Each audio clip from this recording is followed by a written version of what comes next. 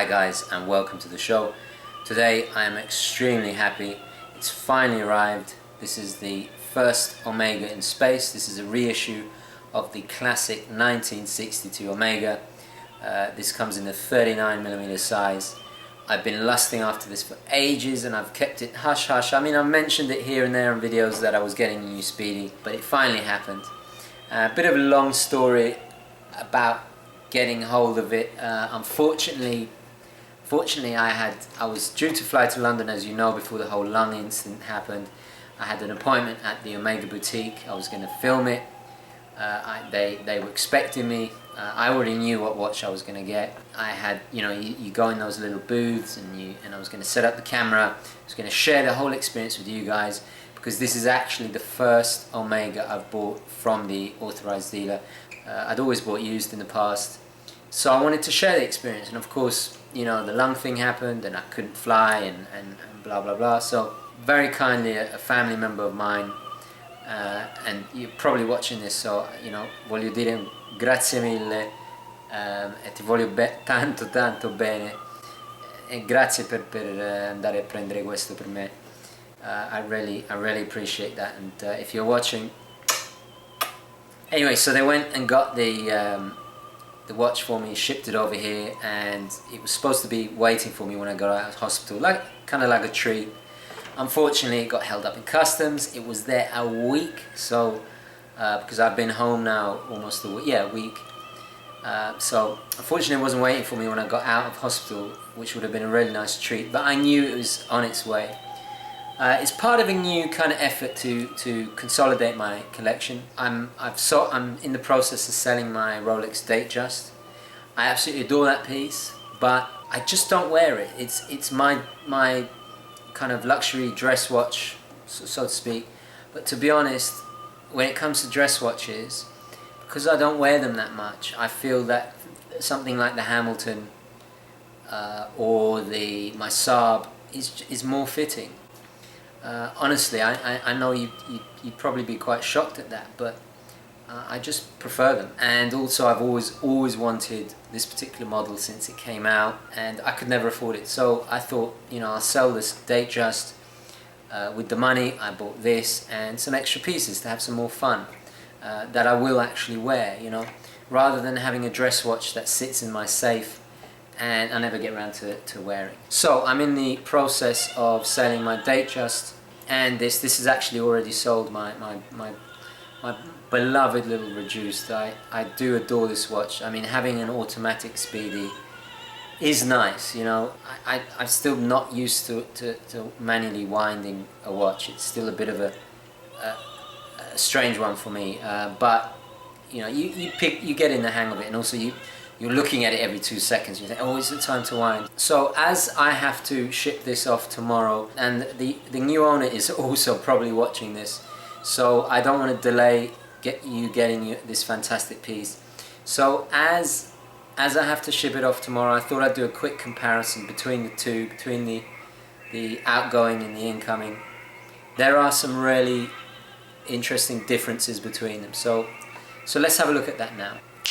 Okay, and welcome back, guys, and now we're taking a closer look at my first impressions of the first Omega in space.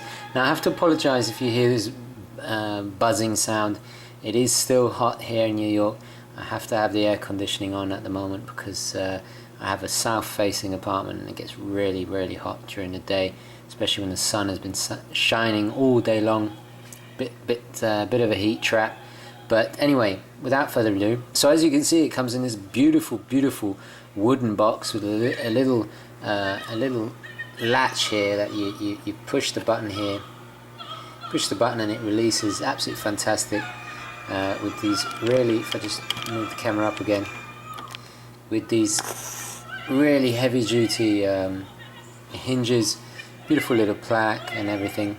Really love the attention to details. So which actual model is this? This is the reference 3113240010001, and as you can see by the my card, it's I'm the official first owner, August 2015. It's my first Omega that I've owned that I didn't buy pre-owned. and I got to say it's been a long time coming. Let's have a closer look. Now this obviously is the piece. The first thing you'll notice is probably the pushers here stick out a little bit further compared to the reduced. They're more shielded in the case. This is more similar to the Man on the Moon, the kind of traditional Man on the Moon, if you like. So I kind of like that old school layout here. Reminds me of you know, watches of the 50s, 60s chronographs. Whereas this is a little bit more contemporary, you know, with this kind of crown guard, and the crown being a little bit more buried into the side of the case. So that's probably the first thing you notice. Obviously, between the two, you'll see that the dial layout is different. Obviously, the size is a flick bigger. Now, the case on this, it is technically, it's, I would say, about a 36.5 to 37 millimeters, but wears like 38. And if you want to know more about my reduced, please go ahead and look at the full review that I did. It's very sad that this is going. I am a little bit sad. I wish I could keep it. If I did have the money, I would keep it. It's obviously thicker than the reduced, and obviously you don't have any spinning rotors or anything, because this is the manual wind with the beautiful action to it. Really, it's a bit difficult to do with gloves on, but it is a beautiful action to it. The case, if we just have a close up, the case, the polishing is, you know, what Omega do really well. You know, you got these contrasts, these beautiful kind of, it's very curvaceous, and I do love the sunken subdials. And of course we have these more kind of traditional sword hands, I guess you'd say, which are really beautiful. And if you notice if I engage the chronograph, so I can move that, let's just pause it here for a second.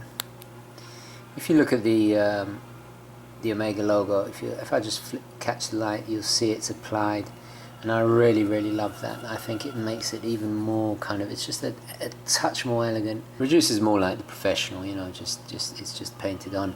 Nothing wrong with that, but I do like this kind of, it is definitely one of the more refined speedies. I mean, it's much more going towards a dress watch, which is, let's just reset that.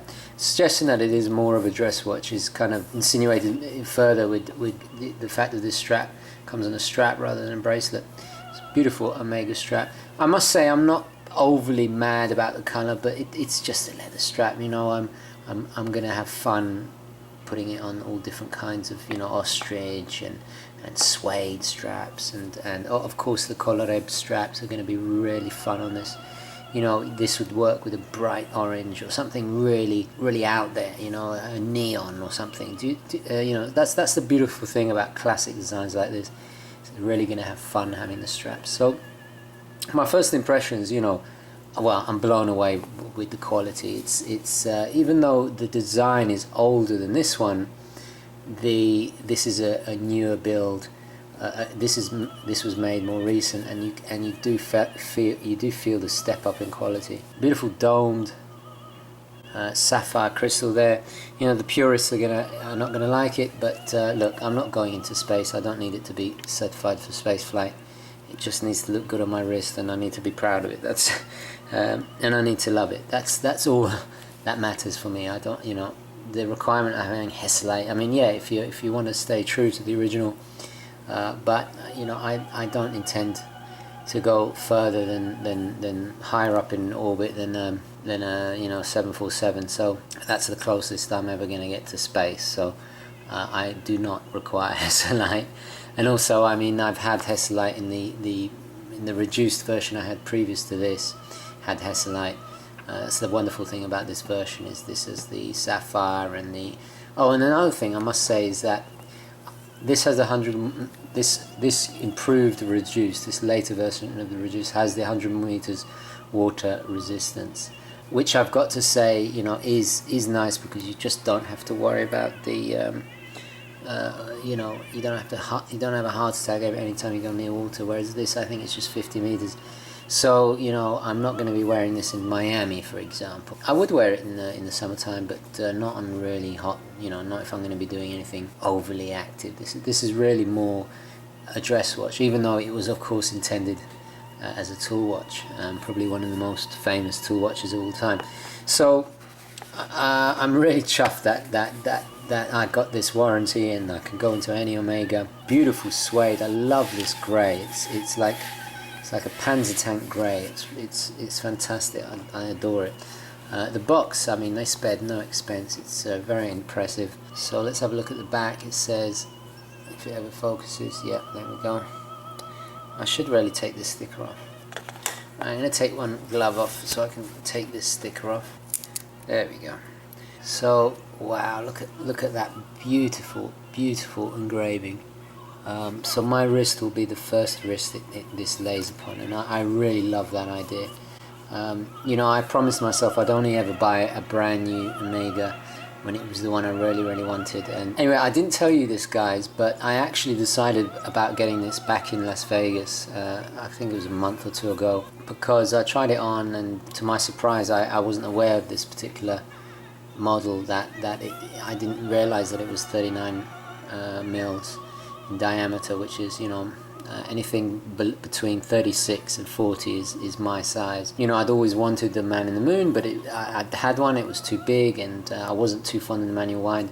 But for this, I'm willing to put up with the manual wind, because it is a bit of character, you know, and I do like the idea of having to wind this, and actually not having it take up a space in my watch winder is nice, and just having to remember to wind it. I do like that. But the convenience of having an automatic is preferable. But I think I've had the automatic Speedies for on and off for the last 5-6 years. I think it's time that I got, you know, something a step up that is a little bit more individual in choice, is fitting to my size, and this just ticks all the boxes. So I'm really happy about this, and I kept it quiet. I didn't really mention it. I've mentioned it a few times, and then I decided to go for it. You know, I'm going to say it. I'm over the moon, and I don't mean that in a cheesy pun way. I really do mean that. And it's just so cool that this is mine from the beginning. I do not intend to sell this. This is like my subby. It's a keeper. Anyway, guys, I'm really happy about this. I'm going to give it a few weeks of wear and to really judge it, and then I'll do a full review. And so it's goodbye. It's goodbye to this one. Let's just see them side by side. It's the last time I'll have two Speedies of such class in my possession. So it's sad. It's sad seeing this go. But I'm not made of money. I can't keep everything. And also, I have a feeling if I did start keeping everything, I wouldn't value things as much. You know, in a way, it's good that I'm not made of money. You know, but yeah, this is going to be very missed. It's an adorable, really beautiful size. But the new owner is very excited and seems like a nice guy, and this is going off tomorrow to him. So I hope he'll look after it, and hopefully, I end up being friends with the owners, and I get to hear about my watch's new adventures. Anyway, guys, I'm going to leave it there. I'll just give you a last little look. Absolutely beautiful. I love those sunken subdials. Running beautifully. Absolutely beautifully. I hope you'll agree that this is indeed pure class. Okay, guys, I'll take it back to the studio. Okay, welcome back, guys. So as you can see, these two, obviously are very closely related, but so different at the same time. Most people wouldn't even notice. They look very, very similar, and the scale is very similar. But when you get to know these pieces, there is quite a dramatic difference between the two. So that's it for today, really. I'm just going to keep it short. I just thought I'd share it with you, the elation and happiness of finally getting this. I think it's. I hope you'll agree. It's definitely a step up. I'm besotted with this. So I'm going to leave it there. Thank you very, very much for watching. I hope you enjoyed this video. Please like it if you did, and subscribe. Lots more reviews. I still got the Squale Militare review to do. The Tudor is incoming. I got a whole bunch of fantastic new products that I think you guys will really enjoy. It's just gonna keep on going, you know. So state of the collection probably, I would say, in a week or two, which I'm really excited to do. So anyway guys, thank you very much for watching, and I'll definitely catch you next time. Okay, ciao.